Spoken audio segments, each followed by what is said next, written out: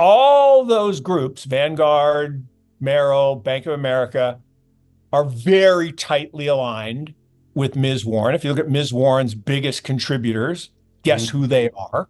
I want to live permissionless.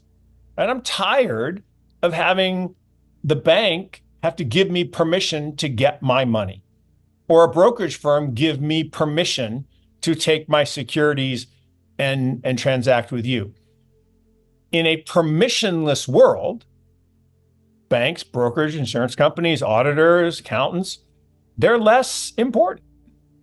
And that's why this is so feared. But just like every innovation, I've been closely following Mark Yusko, the head of Morgan Creek Capital, and his persistent warnings about a major conspiracy blocking the growth of the crypto industry in the US. While some investors might think his alerts are just conspiracy theories, the recent launch of the spot Bitcoin ETFs really opened our eyes to this issue. Despite a hugely successful first trading day with almost $5 billion in transactions, big asset managers like Vanguard were quick to say they wouldn't include these new products on their platforms. Reports have surfaced that major financial firms like Citigroup, Merrill Lynch, State Street Corp., UBS Group AG, and Edward Jones either outright denied or limited client access to these products, or decided to hold off on making any decisions. Vanguard, leading the opposition, stated that Bitcoin-based exchange-traded funds don't match their investment strategy, which prioritizes traditional assets like stocks, bonds, and cash, what they consider the core of a balanced long-term investment portfolio. They announced on social media that spot Bitcoin ETFs won't be available on their platform, and they don't plan to introduce any Vanguard Bitcoin ETFs or other crypto-related products. In a recent interview with Thinking Crypto, Mark Yusko pointed out a strong connection between these traditional finance giants and anti-crypto figures like Senator Elizabeth Warren and SEC Chair Gary Gensler. He suggests this is a classic case of the established industry trying to halt the progress of emerging sectors to maintain their dominance. But here, the established industry is a centuries-old financial system that, according to Yusko, has been exploiting trillions of dollars globally every year. We're about to show you some clips from Mark's interview where he discusses Jamie Dimon and these issues in more detail. Make sure to watch the video all the way through, give it a thumbs up, and don't forget to subscribe to the channel for more content like this. Thanks, and hope you have a great time watching. what does Jamie Dimon do? He runs the largest bank in the world. Well, second largest. Bank of International Settlements bigger, but he runs one of the largest banks in the world. It's a really powerful guy. So wait a minute. What does blockchain technology do? It does to financial services what the internet did to media and commerce. Mhm. Right? Amazon exists because of the internet, and mom and pop shops. A lot of them went out of business because you can buy it from Amazon. Same thing's going to happen to finance. So he runs a financial services firm that is threatened by this new technology, Bitcoin being one manifestation of it. And so, yeah, he's nervous. Yeah. My other view is you can always judge the quality of an idea by the quality of its detractors. Mhm. Right? If you have an idea and no one who's important or meaningful hates it, it's probably not really that big an idea. If you have an idea and people who have power and influence don't like it, you're onto something. And you can Mhm. go back in history, we just had Martin Luther King Day, right? He had some detractors in really high places and probably Mhm. ended up, costing him his life for that, right? For taking Wow. a stand for human rights and civil rights. But if nobody cared about that, then it wouldn't have been a big idea. But it was a really big idea, right? The internet was feared, air travel was feared, the Automobile. radio was Mhm. feared, television was feared, electricity was feared. There are these great pictures from the 1900s, Oh, yeah. electric wires and these demons coming out like it was going to ruin the world and it was going to poison everybody. No, electricity is awesome. It makes my life so good. It makes what we're doing possible. And blockchain is the same thing. Bitcoin is the same thing. So it's big. It's here to stay. And Here's the thing. There's 30 trillion in boomer accounts managed by financial advisors. It's a lot, 30 trillion. If 10 basis points goes into these ETFs, okay, that's $30 billion on an asset that trades about $10 billion a day. That'll move the price a lot. If 1%, which is not even crazy, 1% should be like the minimum you should put in. I'd argue 2, 3, 5, 8, 10, but 1 is the minimum. That's 300 billion on an asset with a current market cap of around 900 billion. So we're talking about a really, really big growing demand.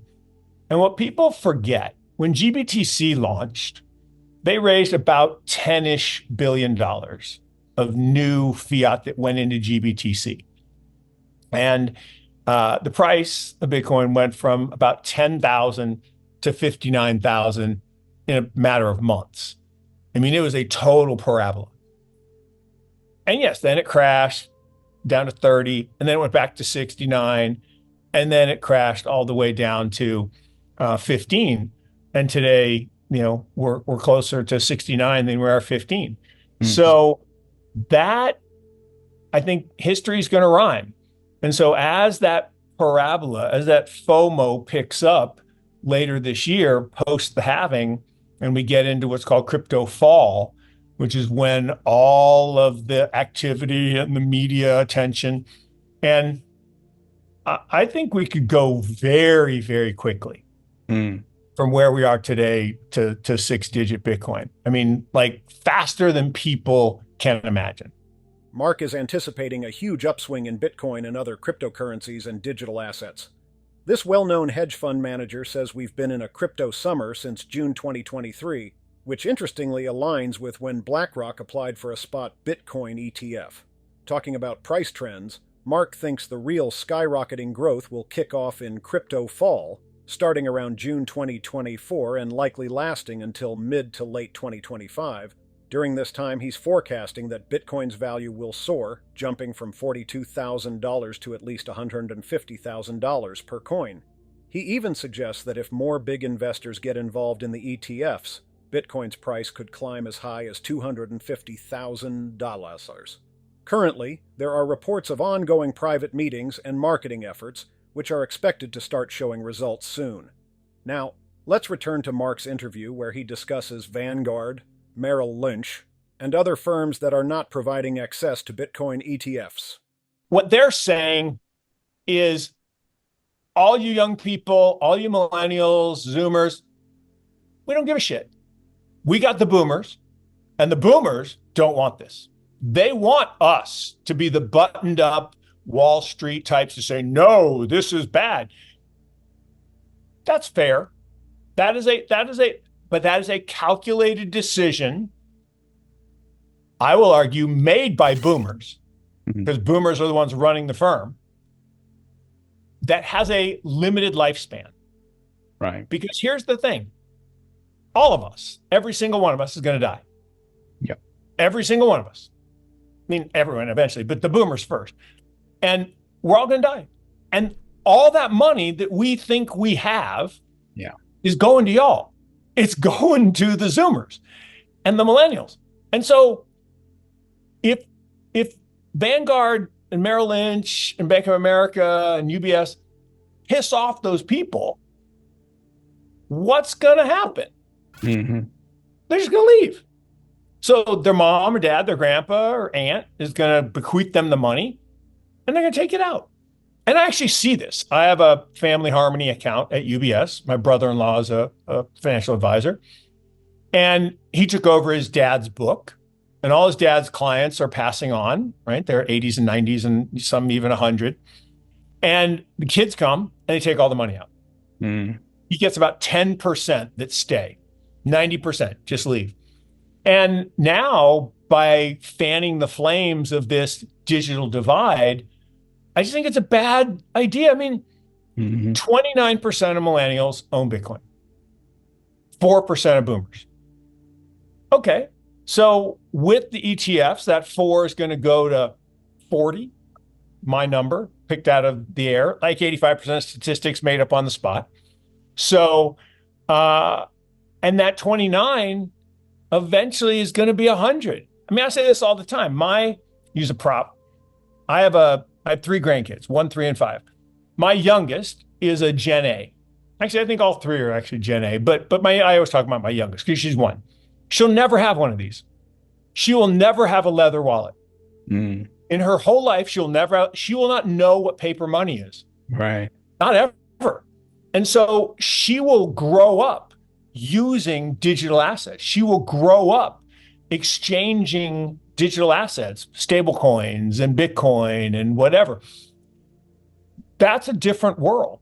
Absolutely. And so, yeah, you can cling to this big nest egg that you've created for yourself at Vanguard and others, but I just think it's a bad decision because no matter how much you don't want the future to happen, if you're an incumbent, it's going to happen. You know, in biology, there are 2 states, only 2, growth and death. Mm. You're either growing or you're dying. And I prefer this one. And if I were in charge of these big firms, which I'm not, I would be embracing. Now people say, but if you embrace the new, then you're going to piss off the old and they're all going to leave. Where are they going to go? In other news, Eric Balchunas, a senior ETF analyst at Bloomberg, thinks another financial heavyweight might be gearing up to enter the Bitcoin ETF arena. Eric suggests that Charles Schwab, a colossal $8.5 trillion financial firm, might be considering the benefits of not being the first in the market, such as introducing surprising and low fees.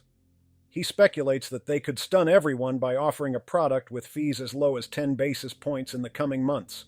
In a recent interview and a subsequent post, Eric emphasized, "Don't overlook Schwab. They might not be the first ones out of the gate, but they make a significant impact with their super low fees when they do enter a market." He also pointed out Schwab's massive base of 30 million active brokerage accounts and their competitive stance against Fidelity. The success of Fidelity's Bitcoin product might just push Schwab to act sooner rather than later. It looks like we might see some thrilling developments in Bitcoin and the broader crypto world soon. I'd love to hear what you think about Marcus's views and predictions. Please share your thoughts in the comments section. Also, remember to like this video, subscribe to the channel, and turn on post notifications for more content like this. Thanks for tuning in.